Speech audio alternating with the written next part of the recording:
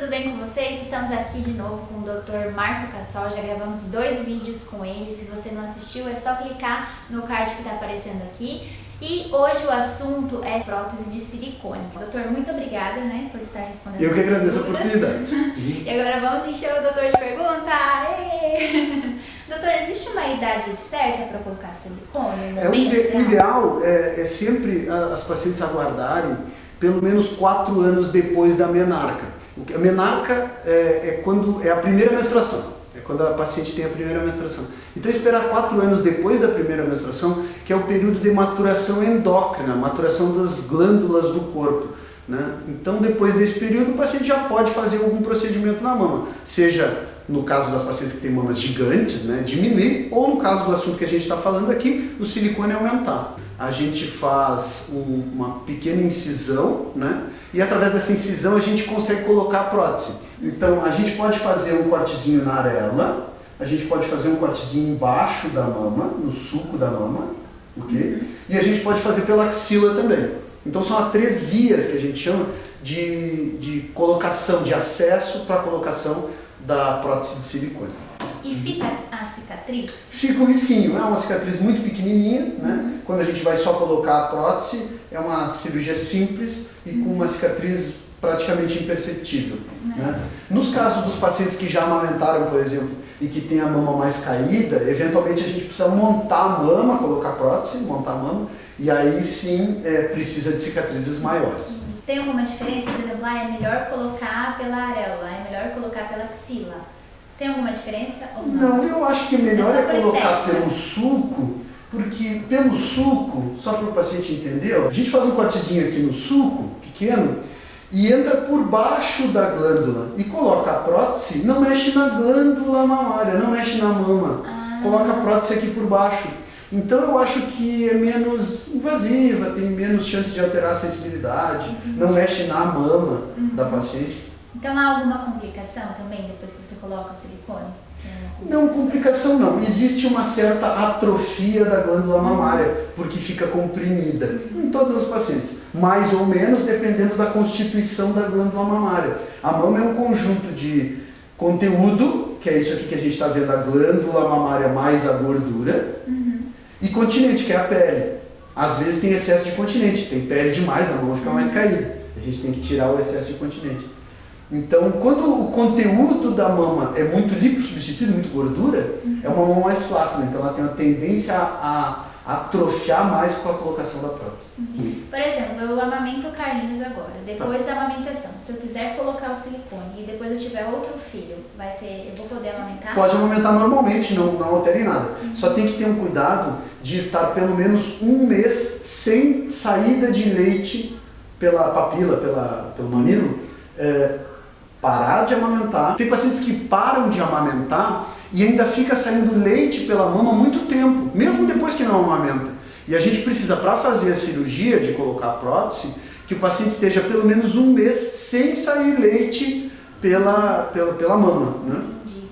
Essa eu não sabia, que tinha que esperar um tempo. E o ideal também é esperar 6 meses depois da gestação. Então 6 meses depois que ganhou a nenê e 1 mês depois que não está saindo mais leite. Um profissional, o que eu preciso saber sobre ele que garanta, que não dê nenhuma complicação para mim? Eu acho que o currículo é importante, um cirurgião plástico tem que minimamente ser da Sociedade Brasileira de Cirurgia Plástica, que é o órgão mínimo, que o médico faz parte. O currículo talvez seja importante, mas acho que mais importante do que isso são as indicações, Enfim, alguém que já operou, que teve um bom resultado, entender qual é a filosofia daquele profissional, daquele cirurgião plástico. Uma dúvida muito frequente também, que eu vejo bastante na internet, é com relação se o silicone pode ser rejeitado pelo organismo. Essa rejeição não é bem uma rejeição, a gente chama de uma rejeição tardia, na verdade, o que acontece é uma retração capsular. A prótese, 100% dos pacientes, depois que a gente coloca a prótese, eles acabam formando uma cápsula em volta da prótese. Em alguns pacientes, mais ou menos 1% dos pacientes em 10 anos, vão acabar que essa cápsula formada em volta da prótese tem mais miofibroblastos do que fibroblastos, ou seja, ela tem mais fibras musculares, então ela começa a apertar a prótese e a gente chama isso de retração capsular. É como se fosse uma rejeição tardia da prótese. Isso acontece mesmo com as próteses melhores, hoje as cápsulas estão melhores, a qualidade das próteses é bem melhor, mas isso ainda existe e cada vez menos, mas continua existindo e não dá para dizer para o paciente, por exemplo, que é o que as fábricas das próteses vendem, minha cirurgia é permanente, eu nunca mais vou ter que mexer, eu coloquei uma prótese que é permanente porque está lá garantia vitalícia. Então a gente sempre orienta os pacientes que a durabilidade da prótese é 10 anos, mesmo que esse paciente talvez nunca na vida tenha que mexer mais nessa prótese. Mas a gente diz isso para não criar expectativa no paciente de que vai fazer uma cirurgia e nunca mais vai precisar mexer. Se tiver essa rejeição, entre aspas, tem que tirar? Ou tem um tempo? Nem sempre é. Primeiramente a gente começa com EMAMA, que é uma medicação específica para isso, e com algumas massagens específicas. Alguns pacientes conseguem evoluir bem e não precisam fazer a cirurgia. Outros pacientes precisam refazer a cirurgia e retirar essa cápsula. E a prótese, ela impede o diagnóstico de câncer de mama? Não. Ela inclusive facilita para os ultrassonografistas fazerem o ultrassom da mama e conseguir individualizar mais o tecido mamário. Facilita o ultrassom. Em algumas pacientes com a mama muito glandular, ela pode dificultar a mamografia, mas o ultrassom ela facilita. Quanto custa em torno, assim, uma média? Um mínimo e um máximo? Isso depende um pouco, porque depende, os custos, tem várias coisas embutidas no custo da cirurgia. A prótese, então, por exemplo, próteses cobertas com poliuretano são mais caras do que as próteses texturizadas normais, né? Hospital, depende muito. Como que deve ser o acompanhamento? Eu coloquei o silicone, aí eu tenho que voltar de quantos meses para ver como está a prótese? Logo depois da cirurgia, o paciente recebe alta do hospital e depois vem toda semana no consultório do médico, pelo menos uma vez por semana. E depois de 2 meses ele recebe como se fosse uma alta, né? Ele está liberado, ele está livre para fazer qualquer atividade, não tem mais nenhum tipo de restrição em relação à cirurgia. Mas, uma vez por ano, é saudável que o paciente faça um ultrassom para saber se está tudo ok. Né? Então, assim, o que acaba acontecendo na prática é que os pacientes que já fizeram prótese de mama, eles acabam tendo mais cuidado com a mama do que aqueles que não fizeram. Então, a gente sabe que o câncer de mama é uma realidade, talvez não para uma paciente de 20 anos, mas para uma paciente de 60 e essas pacientes de 60 anos, eu estou chegando no extremo, né? Mas as pacientes mais velhas, depois dos 40 anos, acabam tendo mais cuidado quando elas têm a prótese. E isso é ótimo, porque eventualmente o aparecimento de algum nódulo pode ser detectado precocemente e resolvido de uma forma muito simples. Legal, uma vantagem então, né? Qual a diferença das próteses antigas e das atuais? As atuais, a gente tem uma cápsula mais grossa, mais espessa, né? E isso traz mais segurança para o paciente. A cobertura da cápsula, antigamente eram 1, 2 camadas, hoje são 7 camadas, 8 camadas, são mais camadas, então a cápsula da prótese é melhor. As próteses antigamente eram lisas, hoje elas são texturizadas, microtexturizadas, elas são crespinhas, e isso, o índice de retração capsular é menor. Hoje em dia também existem próteses cobertas com poliuretano, que é uma espuminha. Qual é a diferença e por que tem essa prótese em relação à prótese normal, que é a texturizada? Essa espuminha de poliuretano, ela adere mais nos tecidos. Então, por exemplo, a gente está falando aqui para eventuais gestantes, né? Depois que a paciente amamenta e que tem uma pequena flacidez, existem alguns modelos de prótese. Aqui a gente pode citar alguns modelos, né? Essa aqui é usada mais para reconstrução de mama de pacientes que já tiveram câncer. Essa também é uma prótese especial, que é para uma paciente muito alta e que quer uma prótese anatômica. Essa é a anatômica tradicional, nos perfis baixo, moderado, alto e super alto.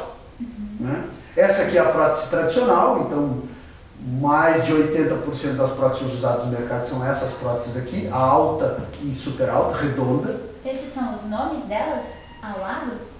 Esse aqui é de uma marca.